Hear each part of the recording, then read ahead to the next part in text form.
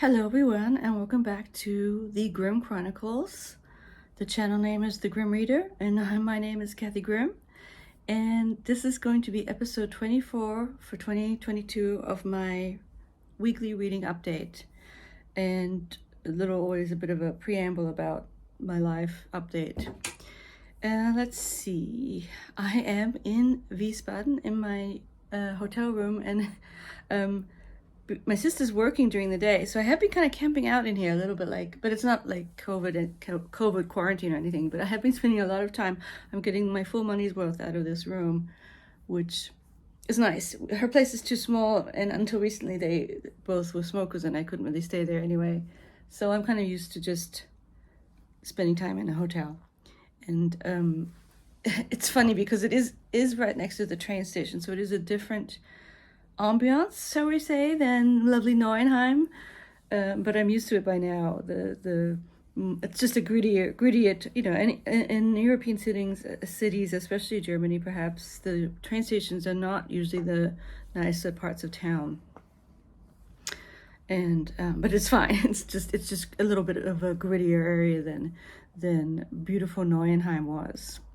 But I'm quite comfortable here. I have very easy access to a food court and drugstores and a Starbucks. And so I don't usually get the breakfast. I go out, I sneak out and get a venti Starbucks. I've been drinking a lot of coffee just because, well, I'm here and I like it, and I don't have access to normal coffee. That's one thing I really miss, is being able to just get up and make my own coffee.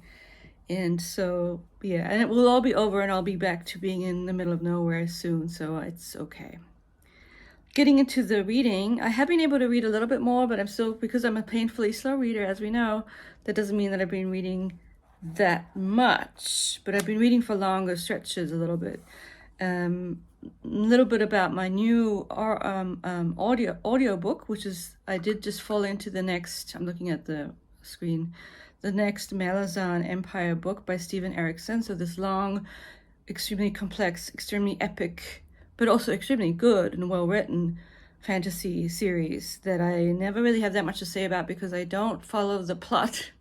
I was thinking about, I might even, if I have time, there was a tag video that Sonia made from Enthusiastic Reader, the e-tag, and there was a question about favorite fantasy characters. And of course, because I've been listening to this series, some characters came to mind that I really have come to like a lot, even though I can't tell you a lot about the plot.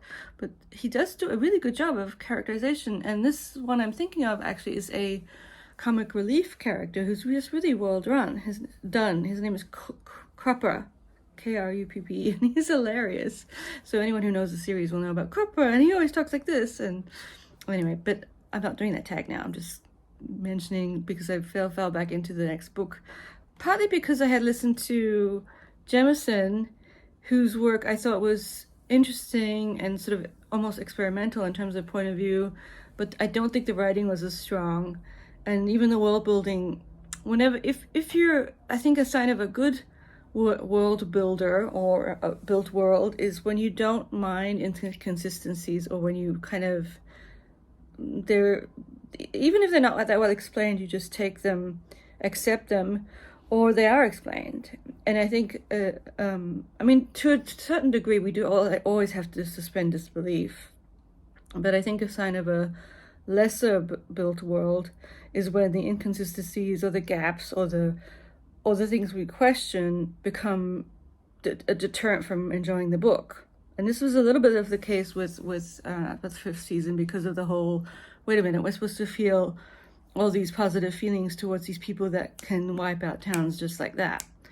And I think it would have had to have been addressed in a different way, and maybe it will be in future books, but I think it is a bit of a sign of a slight negative for that book, even though it's a very interesting work of fiction. And I probably will listen to the other ones at some point. Probably listen to them. With fantasy, I just listen to it. It's like radio plays for me, and at that level of enjoyment and interaction. What else? So the one that's stymied a little bit, but I'm still reading it, but just not very much, and very, very slowly, is The Golden Pot, this little novella. And he's still I think it's because I really want to finish this one, the other one. This is a little bit on hold.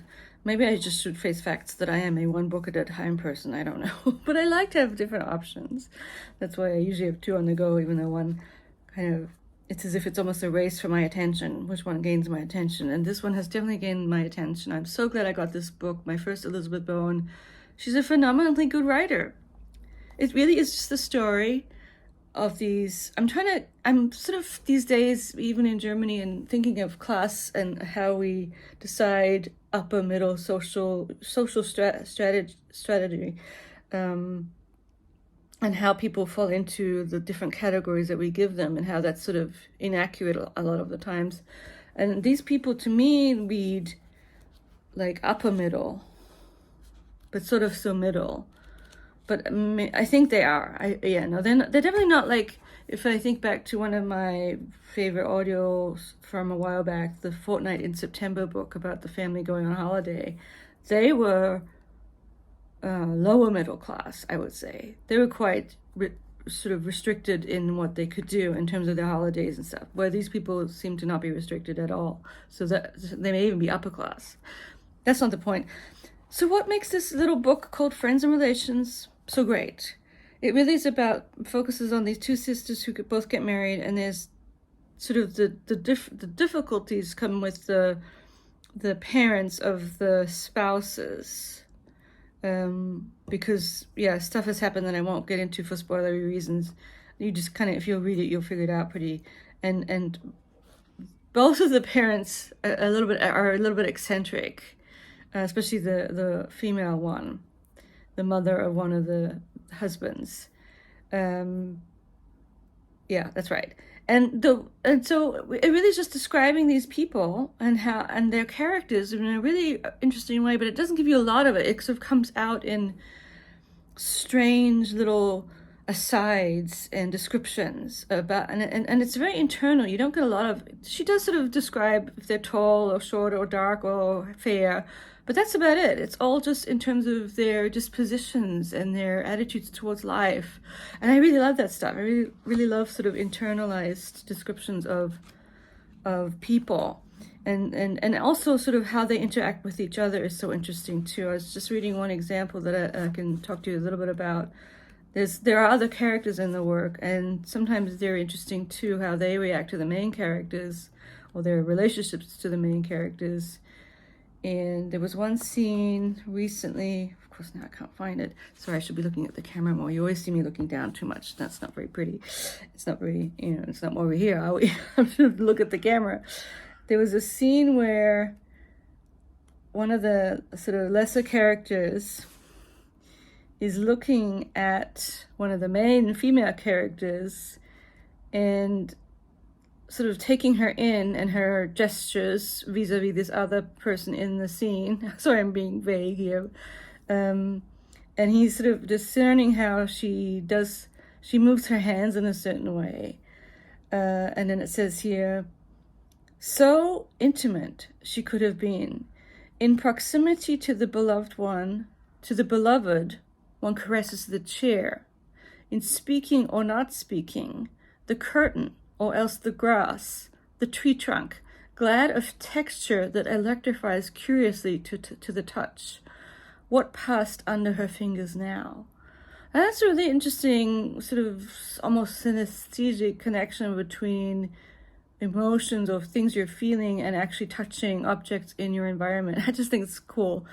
And then there's the next great sentence, which won't be mentioned if you don't know, but she's in this room with this other person, and this other person's watching her, and the text says, evidently she had forgotten, Colonel stuttered.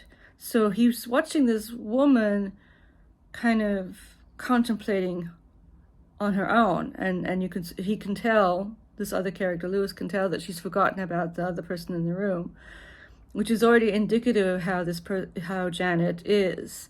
She's someone who is very occupied with her own mind, I guess, in a certain sense. And then it says, some telescope brought her up to Lewis's eye, distinct but unforgettably distant. His view of her was unique. He could not account for this. Then he understood. Solitude is in its nature invisible. He had never looked for so long at anyone who was alone. And in a way, sort of almost like the stance of the whole novel is that we are watching these people who don't know that we're watching them. There is an almost voyeuristic, it's not exactly voyeuristic, but the sense of we get descriptions of them that then become internal. And then the other thing she does, so she's really good at sort of these interesting, introspective descriptions of people. And then also how she describes space and with it time is also fascinating and very well done. And I, for lack of a better term, I wrote here, she anthropomorphizes space or time. And so on this page, there's examples of it when it says here, that afternoon leading on to July was mother to a succession. A personal calm set in, and the weather remained equable. Nothing, when Janet looked back over the years for its reassurance, nothing of that afternoon remained particular but a picture of Lewis. So this other, obviously they have a connection, these two, even though they're not that close. And then further down it says, so this is almost like time specific, not space. It says here, in August, Rodney went up to Scotland and Janet accompanied her parents to Cornwall. It was easier to be apart. Returning, Rodney found September still ahead and a little terrible. So impending gloom or events are described in that type of way. And now I don't know if I'll be able to find a good example of what I mean by the anthropomorphizing space, or making space come alive. Oh, this is a good one, although it's a little bit different. It's a mixture of what the both things I've been trying to describe. It says here, they've been having a little quarrel, so Janet and this other person. Feeling his way from switch to switch, he turned on all the lights. He blinked. The darkness gone from the room seemed to inhabit him. Looking back at the moment afterwards, he seemed to himself to have suffered some distortion and to have thought of her as inflicting this. That's interesting that they're both kind of remembering these very kind of hard to describe emotions. And then in his memory, he's blaming Janet. Standing back from the sofa, her implacable face with the downcast eyes, his mark, he began, and then they kind of continue the sort of strange quarrel. So excellent writing, and succinct. It's not wordy, which I do like too. I'm a fan of very good prose in little packages, and fantastic. And I'm so glad I just decided to pick it up, even though I was a little wary of picking up English books here, but you'll see later that I've just kind of gone over to buying the books that I want to buy, even if they're in English and I'm in Germany. So, yeah, I'll get back to you, and next time I'll have better examples of what I mean by the anthropomorphization of space, or turning space into, or even just focusing on descriptions of rooms and furniture. I mean, in that sense, it does always bring Proust to mind for me, the little bit of Proust that I read. He seemed to be, he'd focus on a room when people left it, which I think is fascinating. And it's sort of like one of the key things that fiction can do, is that you the writer, the omniscient writer, can describe things that we can't see, or the empty room, for example. And that's kind of one of the pluses of fiction, or a good writer can describe things that no one else can. Can describe, the falling tree in the forest that no one hears. Does it still make a sound? That kind of situation. Yes, so very, very good, and I will get back to you on it. That's that. And am I reading anything else at the moment? No. I had gotten quite a few things on after watching BookTube on my Kindle, but it's not my Kindle, it's my iPad, and I think I have to admit, I think I might have to just ditch the iPad in general, try and get rid of it or sell it, or I don't know what I'll do with it, but and then at some point spring for an actual Kindle. The smaller, the bigness and heaviness of the iPad is what's holding me back from reading on it. But that's not, I don't need to do that now. So I'd already watched Sonia. I think she really likes this book that I'm going to show you and talk a little bit about. And then I watched Katie Lumpson, Books and Things. She was talking about the Walter Scott Prize for Historical Fiction. I think that's what it's called. Which reminds me that I actually have never read Walter Scott and wanted to try one of his. I do remember my mother loving him as a writer. And she was talking about her shortlist, and then the winner. And the winner I really want to get, it's called, I'm sorry, I'm not doing a good job of this video that I watched. I'll put it in the show notes because I don't remember the winner. News of the Dead, something of the Dead. I don't know, but that's the one that won, and it was her favorite too. And then runners up. So there's one runner up that didn't even make it to the shortlist that she had even worked on. It was called Mrs. England by Stacey Halls, and there was a really pretty copy of it in this German bookstore yesterday. So I was thinking, well, maybe I'll buy that. And then what I did is I entered a trade, or just decided that my sister was sort of somewhat interested in it, and she was kind of looking around for a new book to read. So she bought that, and she's going to report back to me whether she likes it, and I still might get it. But then, it came down to, there was the Joshua Cohen's The Netanyahus, which I'm also interested in. Sort of, he's kind of my wheelhouse of. It's his most. Apparently, it's his most accessible of his works. He's kind of an interesting figure that I'm interested in. But then I decided to, because it was right there and she had talked about really enjoying it, to go with this one. Colm Tóibín's The Magician, so a book all about Thomas Mann. And here too, the snobby class stuff was entering into my head in really interesting ways. Because if I think of Thomas Mann, one of my favorite authors, and his works, they're pretty highbrow, what I would call highbrow fiction. They're literary. They're extremely literary. They're not sort of ones you pick up and read on a plane necessarily. I mean, you know what I mean. Like, they're not beach reads, unless, you're me. But then I never go to the beach, so it doesn't matter.